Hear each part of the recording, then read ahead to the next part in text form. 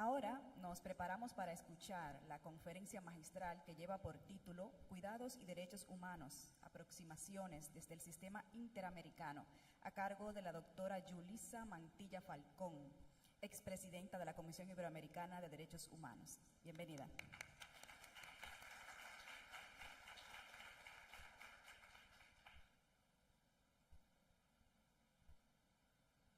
Mientras se acomoda nuestra expositora, permítanme leerles unas breves líneas de su amplio perfil, experta en derechos humanos que trabajó en la Defensoría del Pueblo del Perú y encargada de la línea de género de la Comisión de la Verdad y Reconciliación del Perú, relatora sobre los derechos de las personas mayores de la Organización de los Estados Americanos y presidenta de la Comisión Iberoamericana de Derechos Humanos. Señoras y señores, con ustedes la doctora Yulisa Mantilla Falcón.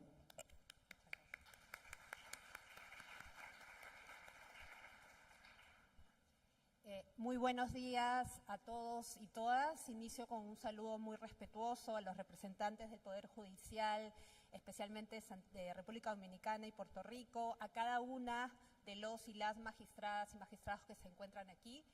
Es un honor estar en esta sala, en este momento, en este día. Es un día, como sabemos, de conmemoración.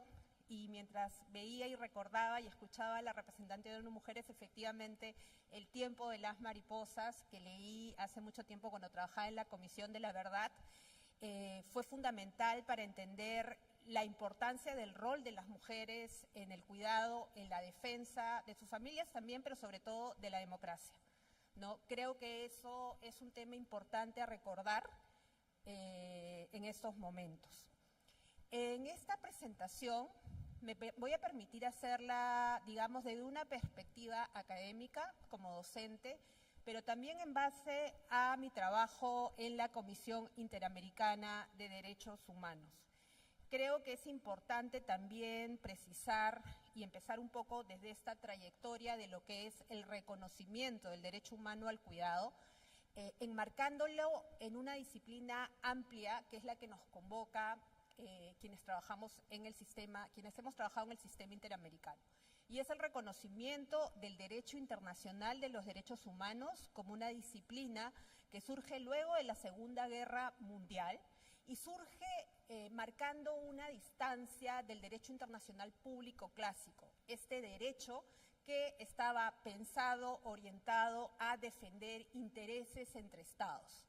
Con la Segunda Guerra Mundial, con el Holocausto, se demuestra que las personas no necesariamente eran protegidas por aquellos estados que deberían hacerlo. Y es así que surge este derecho internacional de los derechos humanos, una de cuyas características principales es poner a la persona no solo como objeto de protección, sino como sujeto activo de derechos y de deberes.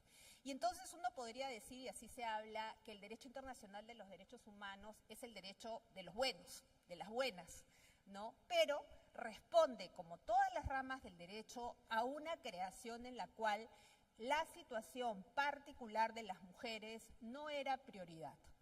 El derecho internacional, así como el derecho interno, fue pensado y creado desde una perspectiva androcéntrica, una perspectiva que privilegiaba un modelo masculino de ser humano. Y no era no era un modelo masculino general, no se estaba pensando necesariamente en las personas de los pueblos indígenas o las personas afro o las personas LGTBIQ+, y sin duda no se estaba pensando en las mujeres.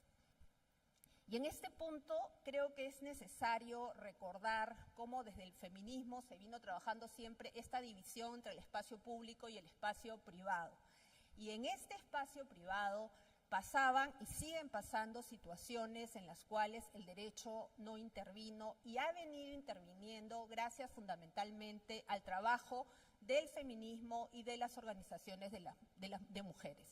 Me refiero, por ejemplo, y en eso creo que jueces y juezas tienen mucha experiencia para comentar, en cómo, mientras nunca hubo duda que una estafa debía recibir la atención del derecho penal, que un asesinato debía recibir la atención del derecho penal, cuando se hablaba de violencia familiar o doméstica, se decía siempre que eran problemas de pareja.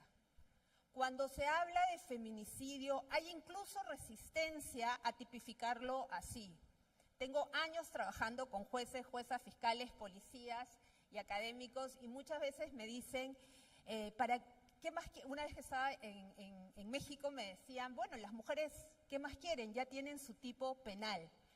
Como si tener un tipo penal de feminicidio fuera un triunfo, cuando en realidad es la evidencia que si el derecho hubiera sido pensado desde una perspectiva diferenciada, no habría que estar luchando para ir interpretando y añadiendo cada uno de los supuestos. Y esto que pasa en el ámbito de fondo de la tipificación y la definición, pasa también en el ámbito procesal.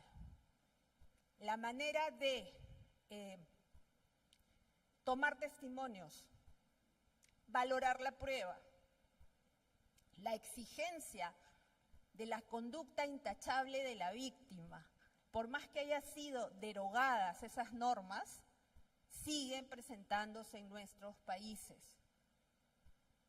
La representante Verónica de ONU Mujeres y podríamos hoy mismo abrir las redes sociales y ver la cantidad enorme de cifras de feminicidios.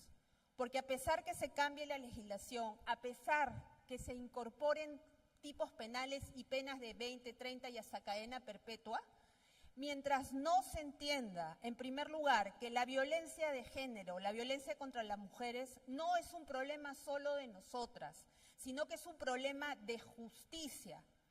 Mientras no se entienda que el derecho penal responde a una tipificación, pero las causas de desigualdad, las causas de violencia familiar, la socialización de género tradicional está a la base de esa muerte. Yo siempre he dicho, siguiendo a Patsily Toledo, una de las abogadas chilenas que ha trabajado muchísimo el tema, que los feminicidios son muertes evitables. Y es algo que yo denomino la ruta de la muerte. En esa ruta de la muerte, antes de llegar al feminicidio, hubo denuncias previas en las cuales ni la policía, ni necesariamente la Fiscalía o el Ministerio Público o el Poder Judicial acogió a la víctima, sino que la devolvió a su hogar.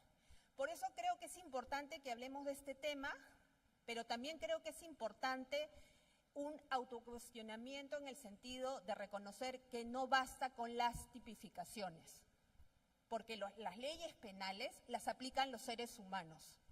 Y si existen estos estereotipos de género que vamos a ver a lo largo de todo el día, las cosas no van a cambiar. Me devuelvo entonces para que entendamos cómo esta división entre lo público y lo privado dejó en lo privado un área en la cual el Estado no intervenía, y no solamente para los hechos de violencia, sino para la regulación de derechos humanos. El rol de cuidado, la carga del cuidado, que ha estado y sigue estando tradicionalmente depositada mayoritariamente en las mujeres, es algo en el cual el derecho nunca intervino. Y hablemos con toda claridad, para que todos y todas estemos aquí, es que alguien está cuidando en la casa. Es que alguien está asumiendo esos roles de cuidado.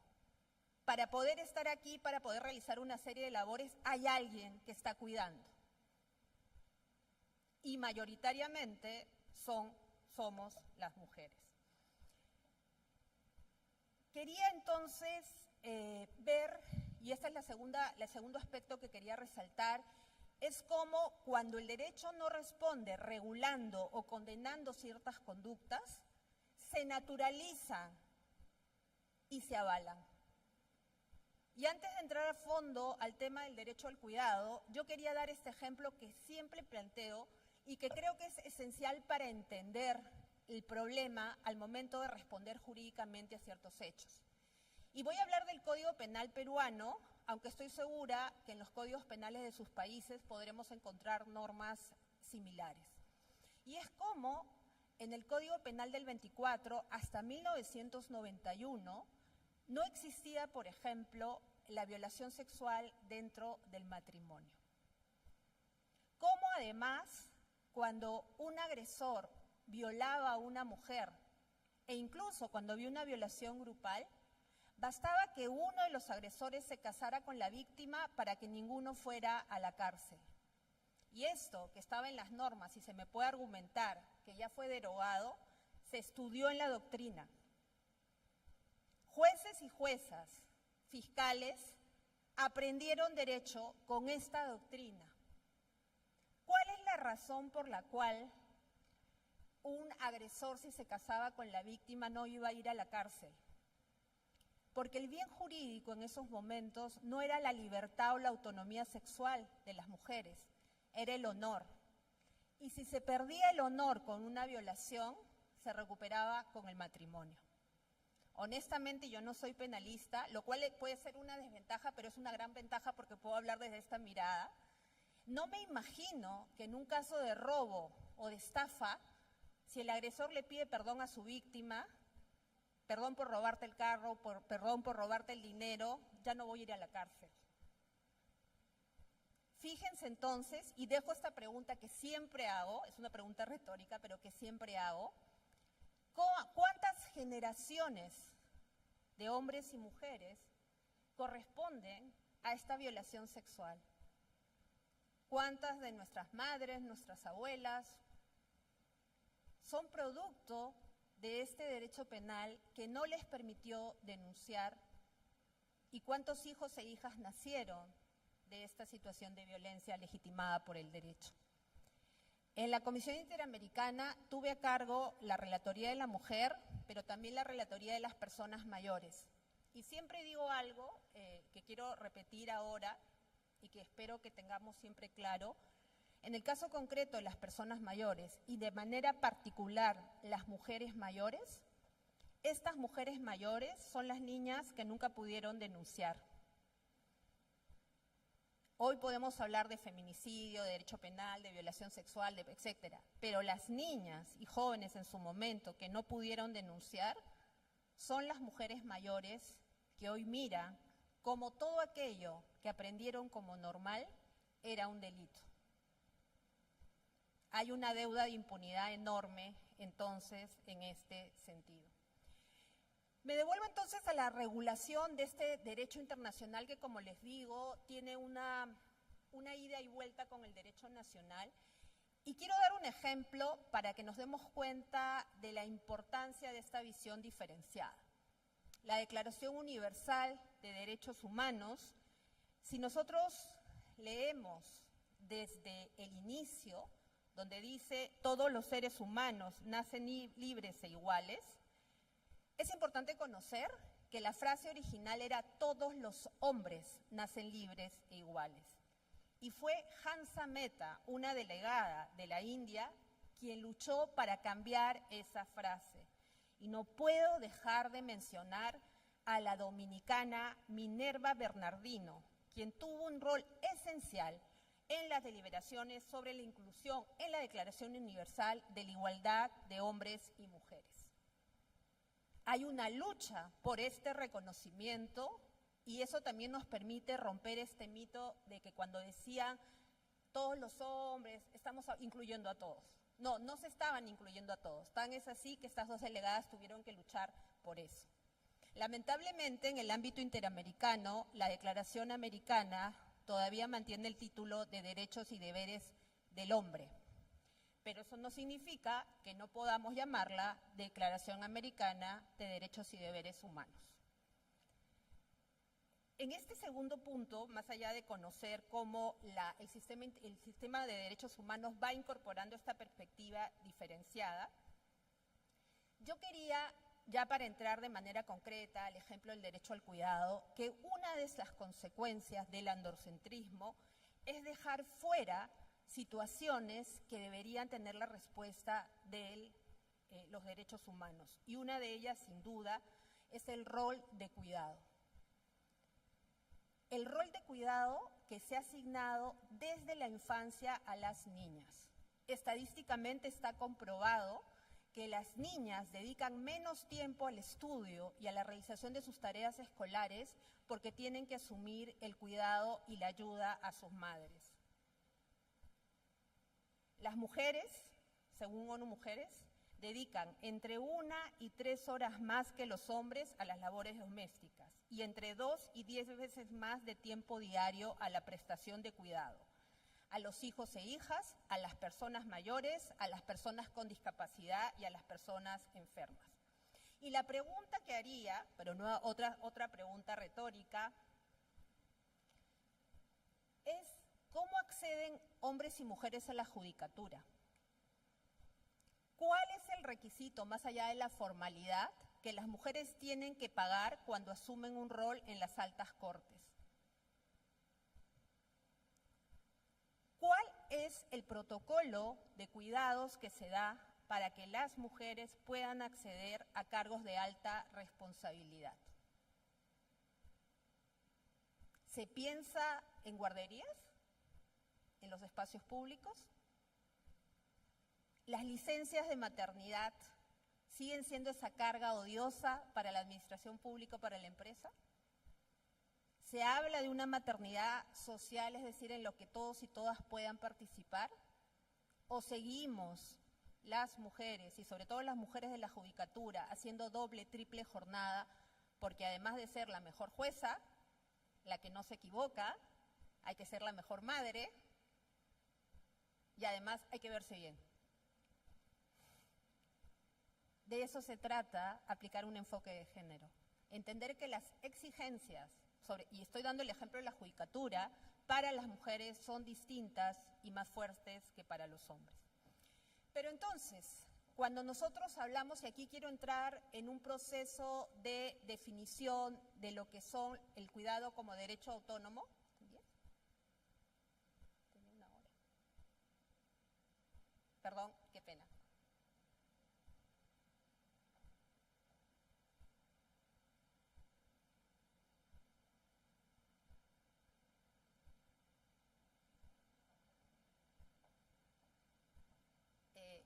Quienes me conocen, bueno, Isabel Cristina me conoce tanto tiempo, saben que yo soy muy sincera.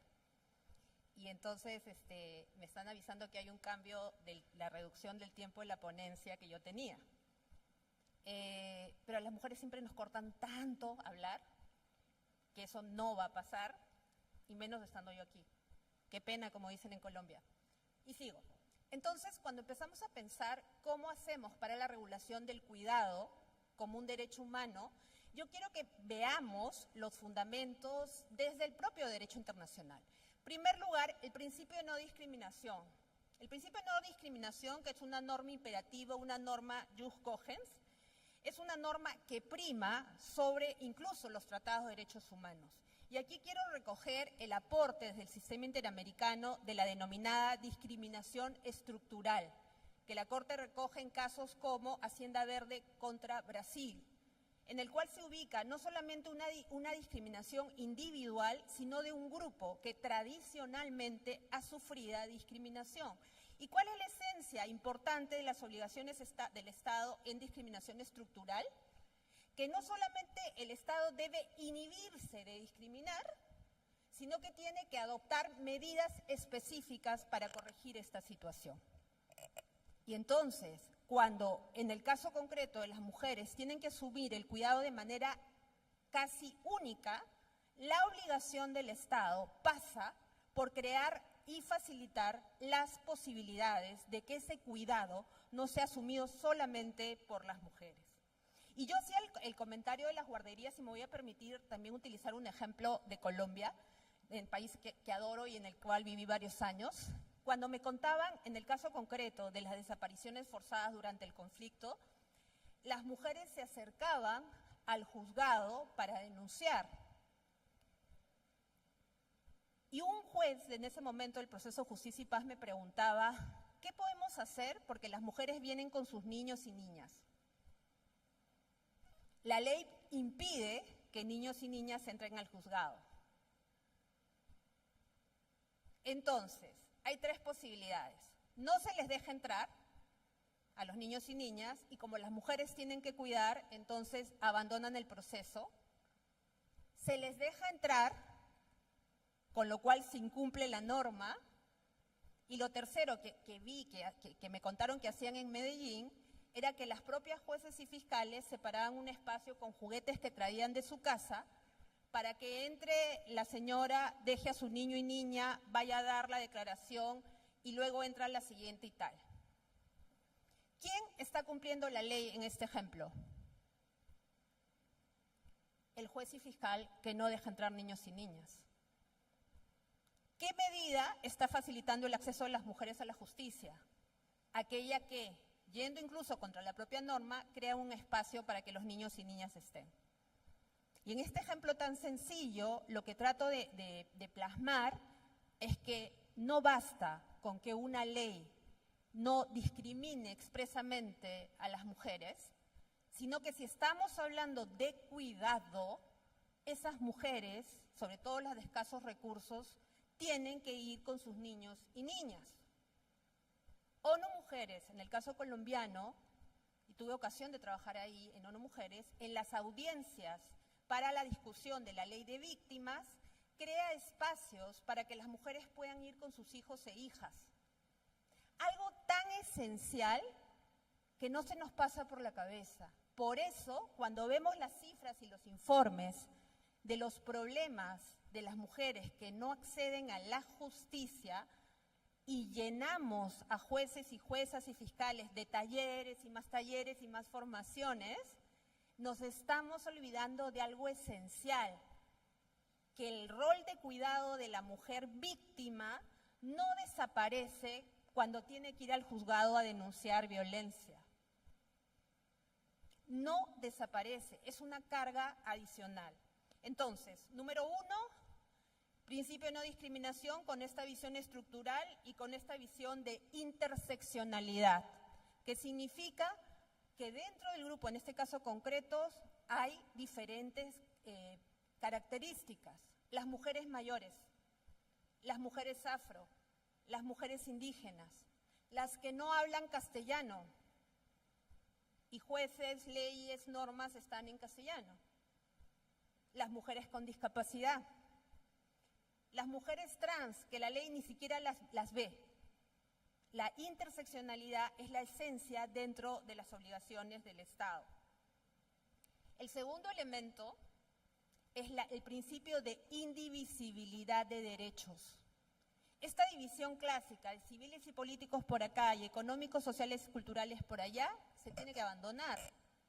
Y reconocer el derecho al cuidado nos permite, desde este principio, entender la mayor protección de las personas. Fíjense, imaginemos aquí que tenemos un gráfico cuando la sociedad le asigna a las niñas mayor rol de cuidado, tienen menos tiempo para estudiar, derecho a la educación. Tienen menos posibilidades de encontrar un trabajo formal, derecho al trabajo. Y dentro del trabajo, prestaciones, porque van a realizar trabajos informales, poco pagados, sin beneficios, ni compensaciones, ni seguros. Seguros de salud, por ejemplo, ya van 3. Y por otro lado, en esta circunstancia en paralelo, está la falta de educación sexual integral, que tristemente en la región pareciera una mala palabra, cuando simplemente es la posibilidad de informar. La falta de educación sexual integral en estas niñas y adolescentes que están asumiendo el cuidado, muchas veces propician y facilitan el embarazo adolescente y el embarazo de la niñez. Y voy a decir algo con muchísima claridad, que una niña que asume roles de cuidado es embarazada producto de una violación sexual y no tenga una legislación que le permita, por lo menos por causales, interrumpir el embarazo y que condene como crimen toda posibilidad de interrupción, es condenar a esta situación de violencia, de desigualdad, de indicadores que estamos viendo. ¿Y qué va a pasar en ese contexto? La mayor vulnerabilidad que te pone en una situación de violencia, una situación de maltrato y un feminicidio. La próxima vez, sea en este día y todos los días, que hablemos de feminicidio, no solo demos las cifras de quienes han muerto. Demos un paso a más y hablemos de las tentativas, porque las que no mueren quedan muchas veces con daños. Y demos un paso más para entender que todo esto era evitable Y hablar del derecho humano al cuidado implica un siguiente elemento, que es el tema de las obligaciones del Estado. La Convención Americana de Derechos Humanos no solamente pone las obligaciones de respetar y garantizar, sino en el artículo 2, las obligaciones de adecuar la legislación interna al estándar interamericano y además las obligaciones de modificar toda norma que atente contra esos derechos. Voy a ir cerrando con algunos elementos centrales de esta presentación, porque mi objetivo es no solamente que repitamos tiene que haber un derecho o hay un derecho humano al cuidado, sino que entendamos cómo se construye y por qué debe reconocerse de manera autónoma. Principio de no discriminación con interseccionalidad, indivisibilidad de derechos, características de los tratados y del derecho internacional de los derechos humanos, el principio evolutivo. Y en ese principio evolutivo que se aplica, vinculado al artículo 29 de la Convención Americana, que es el principio pro persona, en ese principio evolutivo la Corte Interamericana ha recogido derechos que no están expresamente escritos en la Convención Americana. En el caso IB contra Bolivia, el derecho de los pacientes a dar consentimiento informado. En el caso La Oroya contra Perú, el derecho al medio ambiente. En el caso Cajar contra Colombia, el derecho a defender derechos. Entonces, la posibilidad de crear el derecho al cuidado como un derecho autónomo es una posibilidad real. ¿Cuáles han sido, más allá de la CEDAW y de Belén do Pará, los aportes concretos que se han dado desde el sistema interamericano? Y por razones de tiempo, porque los veo sufrir, voy a centrarme solamente en el ejemplo de la Comisión y en el ejemplo de la Corte. En el ejemplo de la Comisión quiero citar el informe de fondo del caso Telles contra Costa Rica. ¿De qué se trata este caso? La señora Elena Telles trabajaba en el PANI, que es un programa de asistencia a la niñez, el Patronato de la Niñez en Costa Rica. Y ahí existía un programa que se llamaba Las Tías del PANI. Ese era el nombre, Las Tías del PANI, que era un programa de tías sustitutas para atender a la niñez en desprotección. Ahora, ¿qué era lo interesante del programa? No solamente que se llamaba así, sino que tenía jornadas de 24 horas constantes, sin que les permitiera un salario adicional, ni horas extras, ni ninguna condición de reconocimiento de beneficios. Cuando el caso de la señora Telles llega al sistema interamericano, la Comisión observa dos cosas. En primer lugar, que cuando fue, y ahí viene la importancia del sistema judicial, cuando hizo la denuncia a nivel interno, los jueces y juezas le dicen a la señora Telles que la labor de las trabajadoras del PANI debe asimilarse a la labor de madre por su, entre comillas, condición de mujeres y naturaleza de madres, que no descansan nunca. Lo grave además es que cuando se da el primer informe ustedes saben que la Comisión tiene informe de admisibilidad y luego de fondo. Lo grave es que en el informe de admisibilidad 3 comisionados votan en contra, diciendo que no se ha violado en este caso el derecho a la igualdad, porque dicen, si el argumento de los peticionarios es que la señora Telles fue discriminada por la contratación exclusiva de mujeres para el cargo de tía sustituta, entonces serían los varones las posibles víctimas de la exclusión, por no permitírsele tener este trabajo. ¿Sí se dan cuenta? Y por eso quería dar este caso, habiendo sido comisionada, porque nos damos cuenta que los estereotipos están en todas las personas. Este trabajo era mal pagado, sin descanso, 24 horas, y se daba solo para mujeres por su naturaleza de madres. Y estos 3 comisionados votaron en contra diciendo que los hombres estaban siendo discriminados.